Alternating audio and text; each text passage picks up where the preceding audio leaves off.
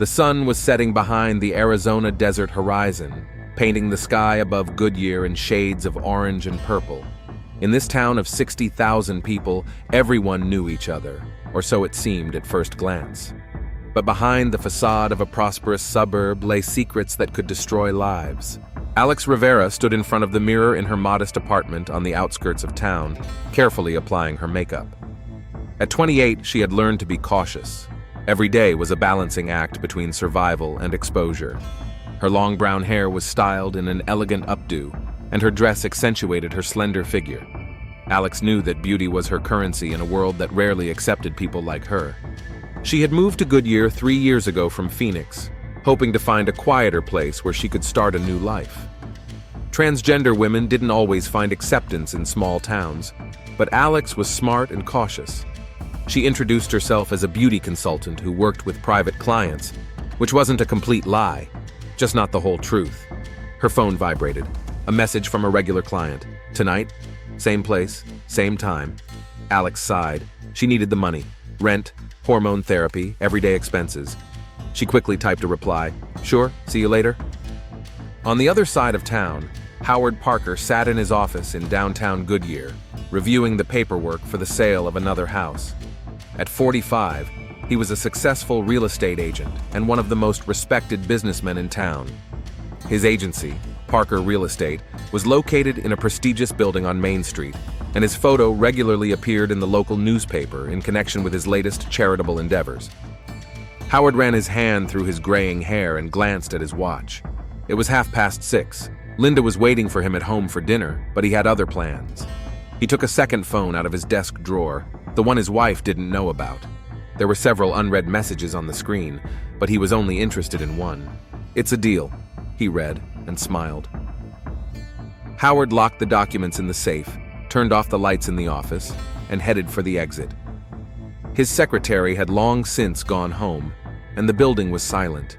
He loved these moments of secrecy when he could shed his mask of a respectable family man and become who he really wanted to be. At home, in a cozy cottage in one of the best neighborhoods in Goodyear, Linda Parker was setting the table. At 42, she was still an attractive woman, although her years of marriage to Howard had left their mark. As a school teacher, she knew how to read people, and in recent months, she had noticed something strange in her husband's behavior. He was coming home from work later and later, his phone calls were shorter, and intimacy between them had all but disappeared. Linda tried to convince herself that it was just a midlife crisis, but her female intuition told her otherwise. She put the casserole in the oven and glanced at the clock. Howard was already half an hour late. Her husband's phone was lying on the kitchen table. He had forgotten it that morning. Linda stared at the device for a long time, fighting the temptation. She had never been a jealous wife, but something made her doubt her husband's fidelity. In the end, curiosity got the better of her. She picked up the phone, but it was locked with a password. At that moment, Tom Harrison, a local journalist, was sitting in the Golden Cactus Bar on the outskirts of town.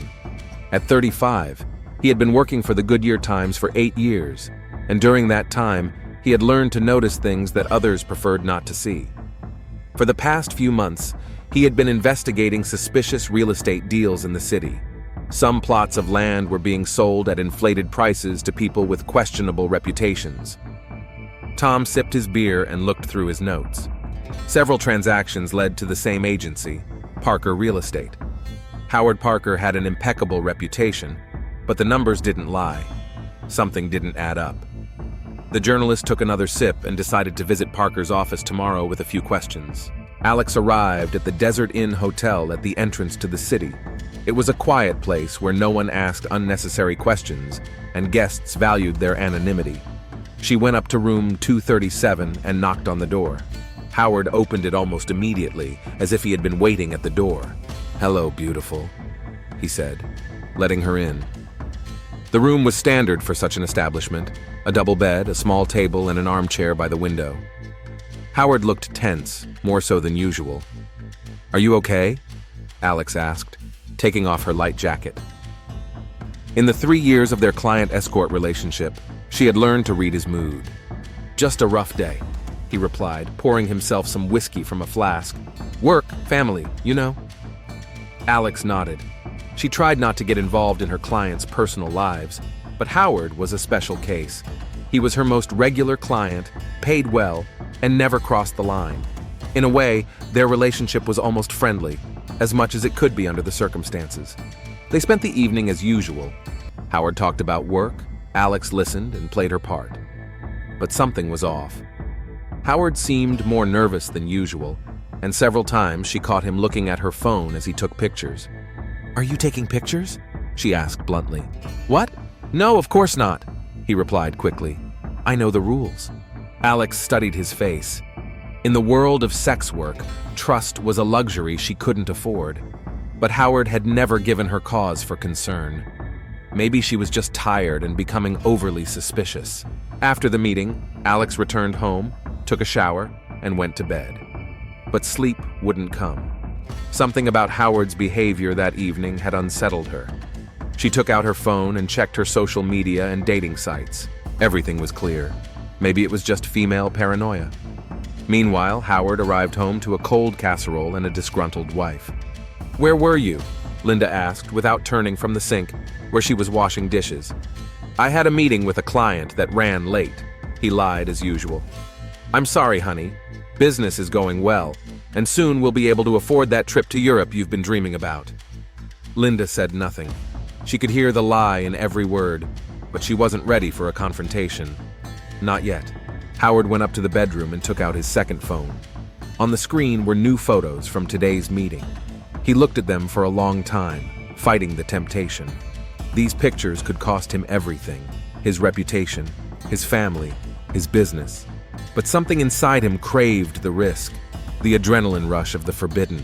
In another part of town, Detective Sarah Mitchell was putting her 7-year-old daughter Emma to bed. At 38, Sarah was one of the few female detectives in the Goodyear Police Department, and she had to prove her competence to her male colleagues every day. "Mommy, why are some people bad?" Emma asked, as Sarah kissed her goodnight. "Not all people are bad, sweetie," Sarah replied. "Sometimes good people do bad things because they're scared or hurt." Emma thought about those words, and Sarah turned off the light and went to the kitchen to make tea. Tomorrow would be another day of fighting crime in a city that many considered a quiet backwater. But Sarah knew that evil didn't choose the size of a city. It was everywhere there were people. The city fell asleep, but the secrets of its inhabitants continued to live their own lives, ready to burst out at any moment and change everything forever. Alex woke up to the sound of notifications on her phone. It was 7 in the morning, and the sun was already shining brightly through the thin curtains of her bedroom. The first message was from a friend in Phoenix, the second from a potential new client. But the third notification made her heart skip a beat. Someone had tagged her in a post on one of the popular social media platforms. Alex opened the link and felt the blood drain from her face. The screen was filled with photos of her, intimate pictures that had clearly been taken without her knowledge. Below them was information about her services, her email address, and even her approximate location. "No, no, no," she whispered, feverishly scrolling through the comments under the post. Most of them were full of hatred and transphobia. Some users had already shared the photos further, adding even more offensive comments. Alex's hands shook as she tried to report all the posts, but there were too many. In one night, her face and body had become public property, the subject of ridicule and threats. She knew this could mean the end of her relatively safe life in Goodyear. Alex looked closely at the photos. The angle, the lighting, the details of the interior, everything pointed to the fact that the photos had been taken in a room at the Desert Inn, last night, with Howard. At the same time, Howard was sitting in his office, nervously tapping his pen on the desk. Last night, after meeting with Alex, he had made a mistake. Excited and fueled by alcohol, he had uploaded several photos to an anonymous forum, thinking it would remain between him and other users of such content. But in the morning, he discovered that the photos had spread far beyond the original site. Panic grew with every passing minute. If someone linked the photos to him, his reputation would be destroyed. His family, his business, his position in society, everything would collapse. Howard frantically tried to delete the original posts, but the internet is unforgiving. Copies already had a life of their own. The phone rang, an unfamiliar number. "Hello," he answered cautiously. Mr. Parker? This is about the photos you posted yesterday.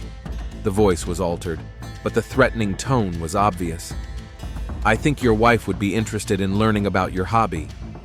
Howard felt the floor slip away beneath his feet. What do you want? Nothing yet, but I'll be in touch. Be prepared to pay for your pleasure. The line went dead. Howard slumped back in his chair, realizing he had fallen into a trap of his own making. Whoever the blackmailer was, he had him by the throat. Linda Parker was standing in the school hallway between classes when her friend and colleague Mary approached her with a worried look on her face. Linda, have you seen this? Mary showed her the screen of her phone. The display showed a local social media group where Goodyear residents discussed town news and gossip. The latest post was about a transgender prostitute working in their neighborhood. The photos were blurry, but Linda recognized the interior. It was a room at the Desert Inn. That's disgusting, Mary said. Can you imagine if our kids saw that? We have to do something. Linda nodded, but her mind was elsewhere. Howard had come home late the night before, smelling of unfamiliar perfume, a subtle floral scent she didn't recognize. And in the morning she noticed that his shirt was untucked, not as neat as usual. Mary, do you know what that hotel is? Linda asked as innocently as she could. The Desert Inn? That's the place on the outskirts where truckers stay and, well, you know the kind of people who go there. She knew, and with every passing minute, Linda's suspicions grew stronger. Tom Harrison sat in Mama Rosa's cafe across from Howard's office, watching the building through the window. For 2 hours, he had watched the real estate agent pace nervously around his office, talking constantly on the phone and looking extremely agitated. Something was definitely going on. Last night, Tom had looked into a few more suspicious deals. The pattern was becoming clearer. Howard was selling plots of land on the outskirts of town at inflated prices to people who then resold them to large corporations for a nominal fee. A classic money laundering or corruption scheme. The journalist took a sip of coffee and opened his laptop. It was time to dig deeper into Parker's financial records and connections to the local government. If his suspicions were confirmed, it would be the biggest story in the history of the Goodyear Times. Detective Sarah Mitchell was holding a morning briefing with her colleagues when a call came in about a burglary at a private home. It was the third case in 2 weeks in the same neighborhood, a prestigious area where Goodyear's wealthiest citizens lived. Boss, maybe we should increase patrols in that area? Suggested Detective Rodriguez. Sergeant Thompson, a man of the old school with 30 years of experience, waved his hand dismissively. Mitchell, it's your beat. Figure it out yourself. And try not to scare the thieves away with your feminine methods. Sarah clenched her teeth but said nothing. She was used to such comments, but that didn't make them any less hurtful. Taking the keys to her patrol car, she headed for the scene of the crime. The house belonged to a local doctor. The thieves were professionals. No accidental damage, only valuable items that would be easy to sell. But Sarah noticed a strange detail. The safe in the doctor's office had been broken into, but the documents were untouched. The thieves were looking for something specific. As she was examining the crime scene, her phone vibrated. A message from an unknown number. Detective, if you want to find the thieves, look into Parker's real estate deals. Not everything is as clean as it seems. Sarah frowned. Anonymous tips rarely led to anything good, but they couldn't be ignored either. Howard Parker had an impeccable reputation, but in her experience, the most respected citizens often turned out to be the most sophisticated criminals. In the middle of the day, Alex decided to take a desperate step. She put on the most unremarkable clothes she had, pulled on a cap and sunglasses, and headed to Howard's office. She needed answers, and she was willing to get them at any cost. The receptionist, a young woman in her 20s, looked up from her computer. I'm sorry, but Mr. Parker is very busy today. If you have any questions about real estate, I can schedule you for next week. Tell him it's about last night, Alex said quietly but firmly. The girl looked at her in confusion but picked up the internal phone anyway. A few seconds later, the office door swung open. Alex, what are you doing here? Howard looked even more tense than yesterday. I need to talk to you. Alone. He reluctantly led her into the office and closed the door. Did you see? Alex took out her phone and showed him screenshots of the posts with her photos. Howard turned pale. Alex, You took them and you posted them." Her voice trembled with rage. "Why?" "It's not what you think," he began. But Alex cut him off. 3 years. I trusted you for 3 years. You know what it means for someone like me to be on the internet? Do you understand what you've done to me?" Howard hung his head. "I didn't mean to. It was impulsive. I tried to delete them, but it was too late." Alex took a step toward him. "My life in Goodyear is over. I'll have to move away and start all over again. And it's all because of your selfishness. Alex, please let me make it right. I'll find a way." "There's no way." Her voice broke. "The internet never forgets. Those photos will haunt me for the rest of my life." At that moment, there was a knock at the door. The secretary's voice. "Mr. Parker, there's a reporter from the local newspaper here. He says he has an appointment." Howard looked at Alex in confusion. "I didn't schedule any appointments." "Mr. Parker?" The door opened slightly, and Tom Harrison peered in, a tape recorder in his hand. "I have a few questions about your recent real estate deals." Alex took advantage of the confusion and slipped out of the office through another door leading to the hallway. She could hear Howard trying to get rid of the reporter, but Tom was persistent. "Mr. Parker, could you comment on the sale of the property on Main Street to the Martinez family? The price seems high for that area." Howard felt the walls closing in on him.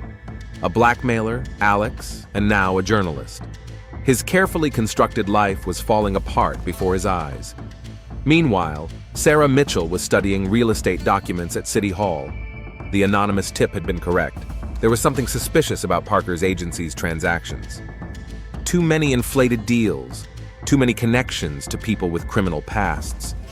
Her thoughts were interrupted by a call from the scene of another robbery. This time, the victim was the city clerk who had signed the documents for Parker's controversial deals. Coincidence? Sarah didn't think so. By evening, Alex was sitting in her apartment, browsing real estate websites in other cities. Goodyear was no longer a safe place for her. The photos continued to circulate, and the comments were becoming increasingly threatening. Someone had already figured out where she lived. She counted her savings. She had enough money to move and get by for the first few months in a new place, but starting over was scary. At 28, she had already changed her life completely twice, and each time it had become more difficult. The phone rang. An unfamiliar number. "Is this Alex?" "Yes." "Who is this?" "My name is Tom Harrison. I'm a journalist. I need to talk to you about Howard Parker." Alex hesitated. Trusting journalists was dangerous, but maybe this was her chance to get justice. "What exactly?" "I think you've both been victims of the same scheme. Can we meet?" Alex met Tom Harrison in a small cafe on the outskirts of Goodyear, away from prying eyes. The journalist was a short man with intelligent eyes and a friendly smile. He ordered 2 coffees and cautiously began the conversation. "Thank you for agreeing to meet," Tom said, taking out a notebook. "I understand this is a difficult time for you." Alex studied his face, trying to determine if she could trust him. "You said we were both victims of the same scheme. What did you mean?" "Howard Parker isn't just a real estate agent." Tom lowered his voice. "I'm gathering evidence of his involvement in a corruption scheme with the local government. Inflated prices, fictitious deals, money laundering, and I think someone is using this against him." "What does that have to do with me?" "Your photos didn't appear online by accident. Someone wants to compromise Parker, show his true colors. You've become a pawn in someone else's game." Alex felt rage boiling up inside her. "So I'm not just a victim of his lust. I'm a victim of someone's plan for revenge?" "It looks like it. The question is who's behind it and what they plan to do next." At that moment, Howard was sitting in his car in an empty parking lot at a shopping mall, waiting for a call from the blackmailer. He had promised to contact him today with specific demands. Over the past 2 days, Howard's life had turned into a nightmare. The reporter was hounding him with questions about his deals. Alex had disappeared after their confrontation at the office, and at home, Linda was looking at him with silent condemnation. The phone rang. It was the same altered voice. "I hope you're ready to talk, Mr. Parker. What do you want?" Howard gripped the steering wheel so tightly that his knuckles turned white. $50,000. Cash. For your photos with that transgender prostitute." "I don't have that kind of money." You'll find it. You have 48 hours. Otherwise, I'll send copies to your wife, your church, the Chamber of Commerce, and all the local media. Think about your reputation, your family, your business. Where did you get the photos? Laughter on the other end of the line. You posted them yourself, idiot. You think you can remain anonymous on the internet? I tracked you down in a couple of hours. Tomorrow at midnight, the old warehouse on Industrial Road. Come alone. The line went dead. Howard slammed his fist on the steering wheel. 50,000. He had that kind of money, but it was in a joint account with Linda. It would be impossible to withdraw that much without her knowledge. Linda Parker was sitting in the staff room, but her thoughts were far from school matters. That morning, she had found her husband's second phone in his jacket. Her attempts to unlock it had been unsuccessful, but the very existence of a secret device spoke volumes. Her friend Mary sat down next to her with a cup of tea. You look tired. Is everything okay? Linda hesitated, but the need to share was stronger. Mary, what do you think if a husband starts hiding something important? Is it worth fighting for the marriage? Oh my God, Linda. What happened? Is Howard cheating on you? I don't know for sure, but there are signs. He's been staying late at work, making strange phone calls, and there's a strange smell. Linda lowered her head. And now, this second phone. Mary took her hand. Honey, if you have suspicions, you need to find out the truth. Uncertainty is worse than the worst truth. But how? Hire a private investigator? Follow him? Why not just ask him directly? 20 years of marriage gives you that right. Linda nodded, but she knew she wasn't ready for a direct confrontation. Not yet. Meanwhile, Detective Sarah Mitchell was studying financial documents in her office. The connection between the robberies and Parker's corruption scheme was becoming increasingly clear. All of the homes that had been targeted belonged to people who were somehow connected to the real estate agent's suspicious deals. Dr. Henderson signed medical certificates for questionable clients. City Clerk Martinez had approved documents for disputed plots of land. Banker Wilson had approved suspicious loans. Someone was deliberately seeking compromising information on all those involved in the scheme. Sarah picked up the phone and dialed Tom Harrison's number. It was time to join forces. Mr. Harrison, Detective Mitchell, I need to talk to you about your files on Howard Parker. Detective, I was just about to call you. I have a witness who is ready to talk about Parker's scheme, but there's one problem. What is it? She herself has become a victim of this story, and her life is in danger. In her apartment, Alex was packing her things. After talking to Tom, she realized that staying in Goodyear had become even more dangerous. Someone was using her as a pawn in a big game, and she didn't know what would happen next. The photos continued to spread across the internet, and the threats against her became more and more specific. Someone had even found out her home address. In the morning, she discovered offensive graffiti on her front door. Her neighbors looked at her suspiciously, some openly expressing their contempt. Life in the town had become unbearable. The phone rang, an unknown number. Alex Rivera? Yes. Don't leave town. I have a proposal that might interest you. Who is this? Someone who can help you get justice. Parker will pay for what he did to you, but I need your help. Alex froze. The voice sounded familiar, but she couldn't place it. What kind of help? We'll meet tomorrow evening. The old gas station on Highway 85 at 10 o'clock. Come alone. I can't. Alex, you have a choice. Run away and spend the rest of your life hiding from those photos. Or stay and make Parker pay for everything. What will you choose? The line went dead. Alex stared at the phone for a long time, struggling with conflicting emotions. Common sense told her to run, but her thirst for justice was stronger than her fear. That evening, Howard came home earlier than usual, hoping to find a way to talk to Linda about money without arousing suspicion. But his wife met him at the door with a serious expression on her face. Howard, we need to talk. He felt his stomach clench with fear. About what, dear? About where you've been spending your evenings, about the second phone in your jacket, about the woman whose perfume you smell on you. Howard sank into a chair. The wall of lies he had so carefully built over the years began to crumble. Linda, I can explain. Explain what? That you have a mistress? That our 20 years of marriage mean nothing? It's not what you think. What is it, Howard? Enlighten me. Linda sat down opposite him, her arms crossed. I found the receipts from that hotel on the outskirts. I've seen how nervous you've been these past few weeks. I'm not blind. Howard realized there was no point in hiding the truth anymore, at least part of it. Okay, yes, I'm having an affair. But it's not love, Linda. It's complicated. Try to explain. She's a prostitute. I pay her for her services. It doesn't mean anything. Linda turned pale. She had expected to hear about an affair, about another woman her husband had fallen in love with. But finding out that he was buying sex was even more painful. How long has this been going on? 3 years. 3 years. Linda stood up and walked over to the window. How much have you paid her? Linda, it doesn't matter. How much, Howard? A few hundred a month, sometimes more. Several thousand a year from our family budget. For a prostitute. Her voice was cold as ice. Who is this woman? Howard hesitated. Telling her that Alex was transgender would only make an already disastrous situation worse. It doesn't matter.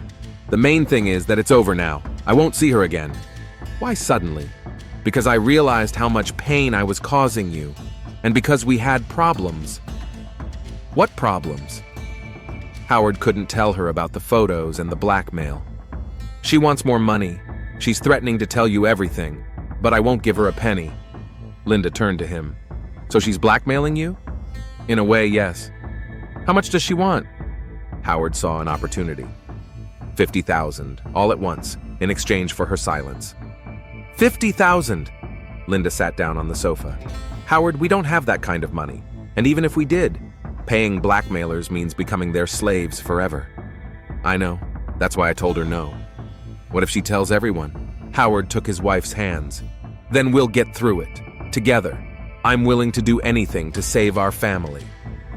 Linda looked into his eyes. Her husband was lying. She could feel it in every fiber of her being.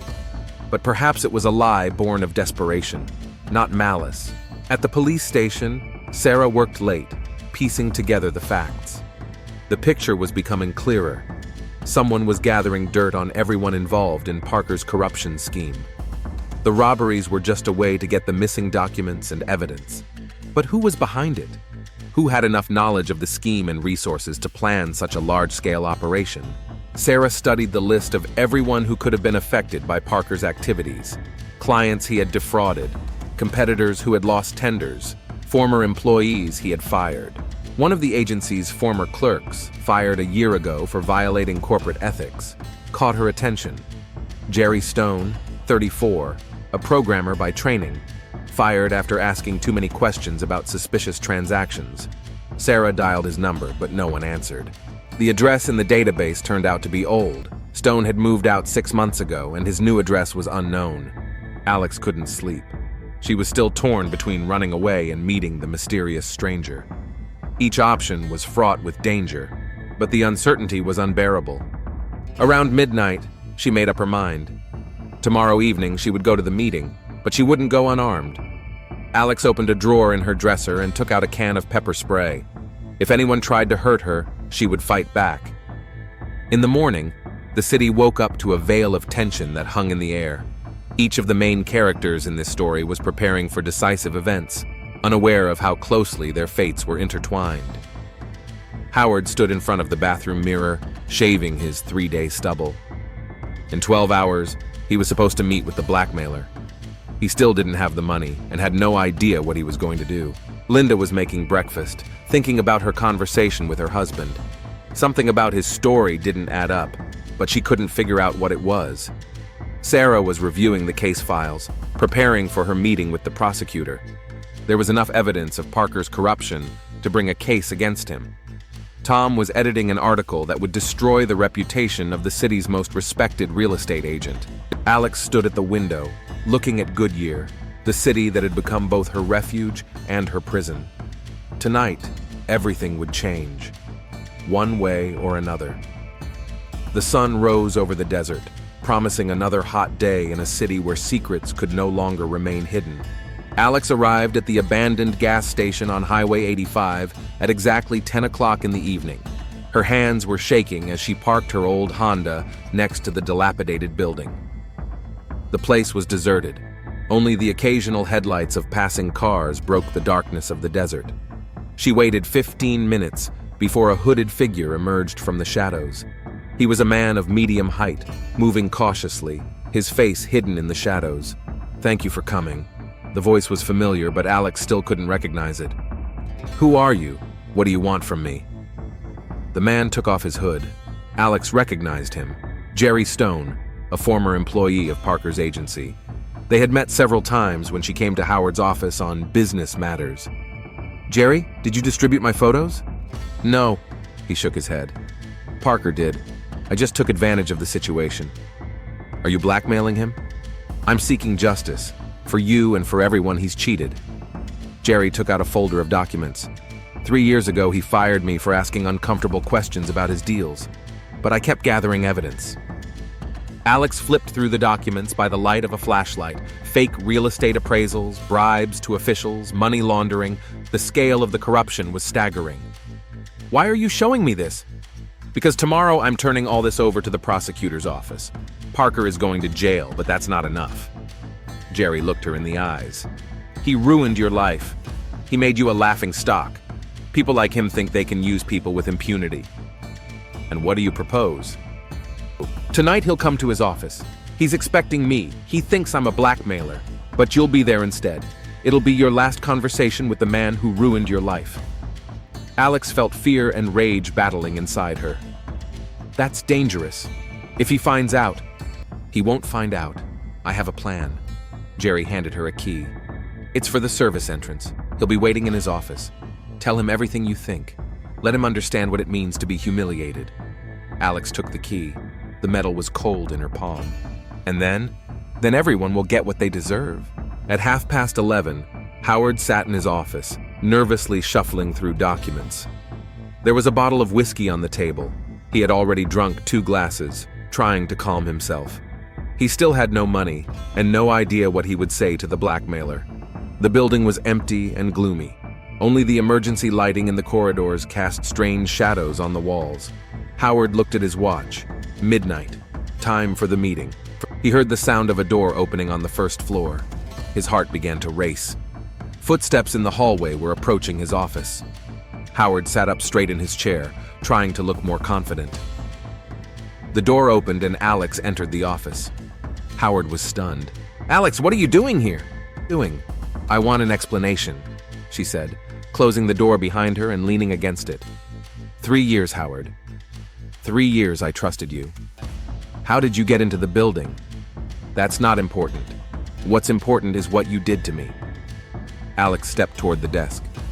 "Do you know what's happening to my life? I have to move, change my name, start over, all because of your photos." Howard realized she knew the truth. "Alex, I can explain." "Explain what? That I was just a toy to you? That my feelings meant nothing?"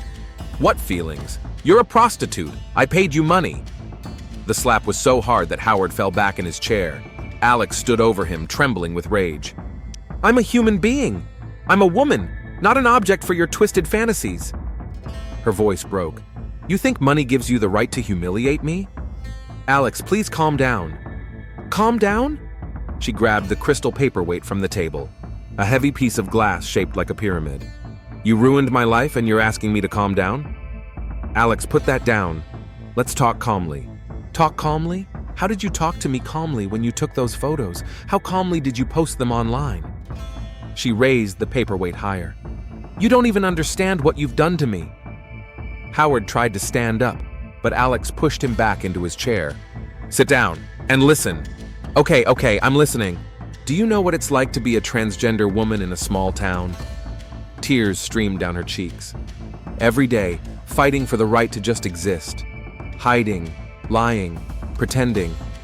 And when I finally found a place where I could be myself, you destroyed it." "I didn't mean to." "You didn't mean to? You deliberately betrayed my trust. You deliberately posted intimate photos online." Alex clenched the paperweight tighter. "Now the whole town knows who I am. I'm being bullied online. I'm being threatened on the street. And it's all because of you. Alex, I'll fix this. I'll find a way to delete the photos." The internet never forgets, she shouted. Those pictures will haunt me for the rest of my life. Howard saw the madness in her eyes and realized he was in mortal danger. He tried to get up and reach for the phone, but Alex was faster. Don't you dare! She swung the paperweight. Alex, please, I have a family, children, and I have a life. I had a life. She hit him on the head. Howard fell from the chair, blood flowing from the wound on the back of his head. But he was still alive, trying to crawl toward the door. Help, someone! He gasped. Alex stood over him, still clutching the bloody paperweight. Adrenaline and rage clouded her mind. No one will help you, she said coldly. Just like no one helped me. She struck again and again. Howard stopped moving. Alex sank to her knees beside the body, realizing what she had just done. The paperweight fell from her hands. The silence in the office was deafening. She looked at her hands. They were covered in blood. There were stains on her clothes, too. Panic began to rise, but after a few minutes it was replaced by a strange calm. Alex stood up, grabbed her bag, and headed for the exit. In the hallway, she stopped at the restroom and tried to wash the blood off her hands. She managed to wash most of it off, but dark streaks remained under her fingernails. She left the building through the same service entrance she had come in. The parking lot was deserted. Alex got into her car and drove home slowly, obeying all traffic rules. At home, she burned her clothes in the fireplace, took a long shower, and went to bed. Strangely, for the first time in weeks, she fell asleep easily. In the morning, the cleaning lady discovered the body. The woman entered Parker's office at 7 in the morning and saw him lying in a pool of blood. Her screams woke up the entire neighborhood. Detective Sarah Mitchell arrived at the crime scene at 7:30 a.m. She had seen death many times, but this murder was particularly brutal. Howard Parker had been struck multiple times on the head with a blunt object. The murder weapon, a blood-stained crystal paperweight, lay next to the body. What do we know? Sarah asked the forensic technician. Time of death is between midnight and 1 a.m. The killer entered through the service entrance. The lock was professionally picked. No signs of a struggle except at the point of impact. Any witnesses? None so far. The building was empty. Sarah looked around the office. There was a half-empty bottle of whiskey on the desk, and papers were scattered everywhere. In the trash can, she found the charred remains of photographs. Strange, she muttered. Why would the victim burn his photos? Police Chief Davis arrived, a conservative, old-school man. Mitchell, what happened here? Murder, sir. Howard Parker is dead. Parker? But he was one of the most respected men in town. Who would kill him? It's too early to say, but it looks like a crime of revenge or blackmail. I want this case to be a priority. Parker was a pillar of the community. Sarah remained silent, thinking about the evidence she had gathered of Parker's corruption. The pillar turned out to have a rotten core. By noon, news of the murder had spread throughout Goodyear. Linda Parker sobbed in the arms of her friend Mary, unable to believe what had happened. Tom Harrison hurriedly edited his article. Now it was not just about corruption, but about the murder of a corrupt official. Alex woke up to phone calls and messages. Friends and acquaintances were telling her about Howard's death. She read the news with a stony face, feigning surprise. I can't believe it, she wrote in response to one of the messages. Such a quiet town, and now a murder. In the afternoon, the police came to her house. Sarah Mitchell stood at the door with her partner. Miss Rivera? Detective Mitchell, Goodyear Police. Can we come in? Alex let them in, trying to look concerned but not scared. What's going on? Is this about the murder? Did you know Mr. Parker? I've heard of him. Local real estate agent, right? But I didn't know him personally. Sarah studied her face. Where were you last night between 11 and 2? At home, watching a movie, went to bed early. Can anyone confirm that? No, I live alone. What's going on? Am I a suspect? We're interviewing everyone who might have known the victim. Routine procedure. After the police left, Alex sat by the window, watching the city. Somewhere out there, Jerry Stone was probably getting ready to hand over his documents to the authorities. Soon it would come out that the respected Howard Parker was a corrupt and perverted man. And she had gotten what she wanted, justice. Yes, it wasn't the justice that the law provided, but it was the only justice available to people like her. By evening, the first rumors began to spread throughout the city. Some talked about Parker's ties to organized crime. Others claimed that the murder had been ordered by competitors, but the truth was much simpler and more terrifying. But one detail bothered her. In the trash can, among the burnt photographs, she found the remains of a picture showing a woman in an intimate setting. Technicians restored part of the image, and Sarah recognized the face. It was Alex Rivera, the woman they had spoken to earlier that day. So Parker and Alex had known each other after all. The question was why she had lied about it. 3 days had passed since the murder. Sarah Mitchell sat in her office, studying the restored fragments of the photographs. Alex Rivera's face was recognizable even in the damaged image. The detective knew she was facing a difficult case. The young woman was clearly lying about her relationship with the victim. There was a knock at the door.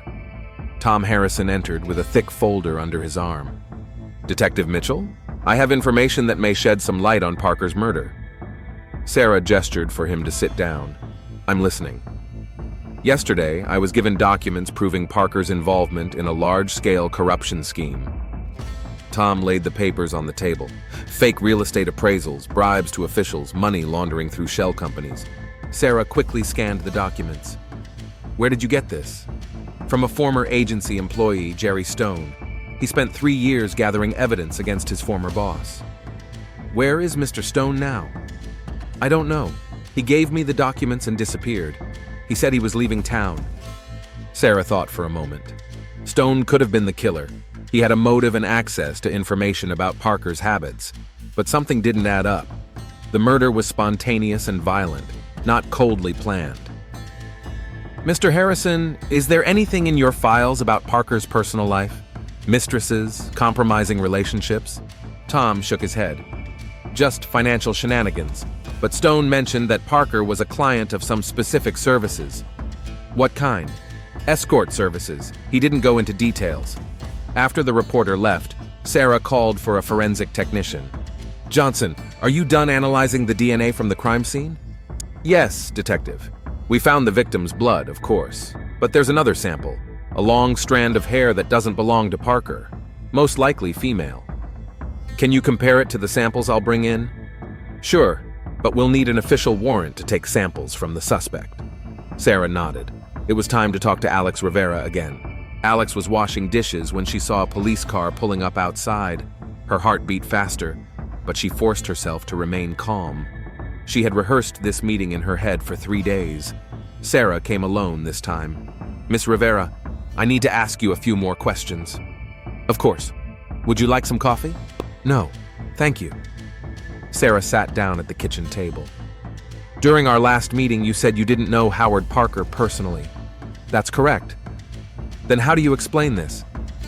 Sarah placed a photograph on the table, a restored fragment of a photo from Parker's office. Alex looked at the image and her face paled. "Where did you get this?" "From the trash can in the victim's office. Someone tried to burn them."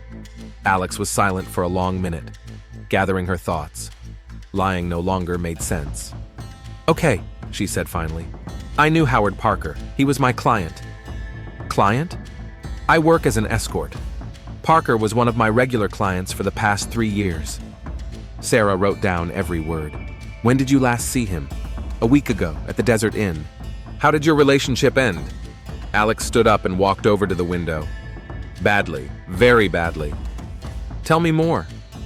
"Howard took pictures of me during our meetings, without my consent, and then he posted those pictures on the internet." Alex's voice trembled with barely contained rage. "My life was ruined. I had to prepare to move." "Did you threaten him?" "I demanded an explanation, but he refused to talk to me." Sarah studied Alex's face. The woman was telling the truth, but not the whole truth. "Miss Rivera, where were you on the night of the murder? And this time, please be honest." Alex turned to the detective. "At home, alone. I know it sounds suspicious, but it's the truth. I'll need a DNA sample to rule you out." "Okay." Sarah took out a swab kit. "Open your mouth, please." The procedure took a few seconds. Sarah packed the sample in a plastic bag. "Miss Rivera, don't leave town without notifying us. We'll be in touch." After the detective left, Alex leaned back on the couch. She knew time was running out. The DNA analysis would prove she had been at the crime scene, and then there would be a lot more questions. At the station, Sarah sent the sample to the lab marked urgent. Then she called Tom Harrison into her office. "I need your help," she said. "Can you contact Jerry Stone?" "I'll try. What's this about?" "He may know more about Parker's personal life, about Alex Rivera in particular." Tom frowned. "Alex Rivera is a name I recognize. I think Stone mentioned her." "In what context?" "I don't remember exactly. Something about Parker using her against her will." Meanwhile, Linda Parker sat in the living room of her home, surrounded by neighbors and friends offering their condolences. She still couldn't believe that Howard was dead. Despite his betrayal, 20 years of marriage couldn't disappear overnight. "Linda, if you need anything, just let me know," Mary said, patting her on the shoulder. "Thanks. I just don't understand who could have done this. Howard wasn't a perfect husband, but he didn't deserve to die." There was a knock at the door. Standing on the doorstep was an unfamiliar young woman with flowers in her hands. "Mrs. Parker, my name is Alex. I'm here to offer my condolences." Linda invited her in. "Thank you. Did you know my husband?" "We met through work. He helped me find a place to live." Linda nodded, unaware of who was actually standing in front of her. Alex looked around the house. Family photos, children's drawings on the refrigerator, a cozy atmosphere of family happiness. Everything she had never had and might never have. "He was a good man," Alex lied. "Yes," Linda wiped away her tears. "Despite all our problems." "What problems?" Linda looked at her in surprise. "I'm sorry, I shouldn't. It's just been a difficult time in our marriage lately." Alex felt a pang of guilt. This woman was suffering because of her actions, even though she didn't know it. "I'm so sorry. The police say they have some leads. I hope they find the killer quickly." Alex nodded and hurried away. Seeing the widow's grief was unbearable. The next day, the DNA test results came back. The hair found at the crime scene belonged to Alex Rivera. Sarah immediately obtained an arrest warrant. Alex was at home when police cars pulled up outside her door. She saw them through the window and knew the game was over. Detective Mitchell climbed the stairs with handcuffs in her hands. "Alex Rivera, you are under arrest on suspicion of the murder of Howard Parker." Alex did not resist. "I want a lawyer." "That's your right." Alex spent the night in a cell at the police station, thinking about her future. In the morning, her court-appointed lawyer, a young man named David Kane, came to see her. "Miss Rivera, let's talk frankly. There is serious evidence against you. DNA, motive, false testimony." "I understand. If you plead guilty, I can work out a deal with the prosecution. You may be able to avoid life in prison." Alex was silent for a long time. "What if I insist on my innocence? Then the case will go to trial, and with this evidence, your chances of acquittal are slim." Meanwhile, Tom Harrison finally got in touch with Jerry Stone. Parker's former employee agreed to meet in a nearby town. "I knew this would happen sooner or later," Jerry said when they met at a roadside cafe. "Parker was playing with fire. Do you know Alex Rivera?" "I've heard of her." Parker bragged about his adventures. He said he had a special way of having fun. "What way?" "He took photos of women without their consent. Then he used the photos to blackmail them or just for entertainment." Tom wrote down every word. "Did he mention Alex specifically?" "Yes. He said she was a transgender woman, which made her particularly vulnerable. He enjoyed the power he had over her." "Why didn't you do anything?" Jerry hung his head. "I was gathering evidence of his financial crimes. His personal life seemed less important. Now I realize I was wrong." Tom hurried back to Goodyear with the new information. Detective Mitchell listened to his story with growing understanding. "So she had a strong motive," Sarah said. "Parker wasn't just cheating on his wife with a prostitute. He was humiliating and blackmailing a vulnerable woman." "That doesn't justify murder," Tom remarked. "Number, but it explains it." The next day, Alex appeared before the judge for a pre-trial hearing. The lawyer asked for bail, but the prosecutor insisted on detention. "Your Honor," said the prosecutor, "the defendant committed a particularly violent crime. She is a danger to society." "Your Honor," the lawyer replied, "my client has no criminal record. She was the victim of systematic abuse and blackmail. The judge studied the documents at length. Given the seriousness of the charges and the risk of flight, bail is denied. The defendant will remain in custody until trial. Alex made her decision without emotion. She knew this day would come from the moment she raised her hand to Howard Parker. A week later, the story made national news. Transgender woman kills client over revenge porn. The headlines were sensational and painful. Alex became a symbol of the fight against digital violence, but the price of that symbolism was too high. Linda Parker learned the truth about her husband from the newspapers. The shock of his double life was almost as strong as the grief of his loss. 20 years of marriage had been built on a lie. In her prison cell, Alex read letters of support from LGBT activists across the country. Many called her a heroine, a victim of a system that fails to protect the most vulnerable. But she didn't feel like a heroine. She felt like a murderer. The trial was set for the following month.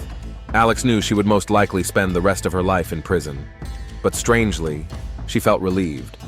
The secrets no longer weighed on her. The truth was out, painful as it was. The town of Goodyear slowly returned to normal. But the scars from this story would remain for a long time. It was a story about how secrets and lies can destroy lives, how digital abuse can drive people to despair, and how justice sometimes takes its darkest forms.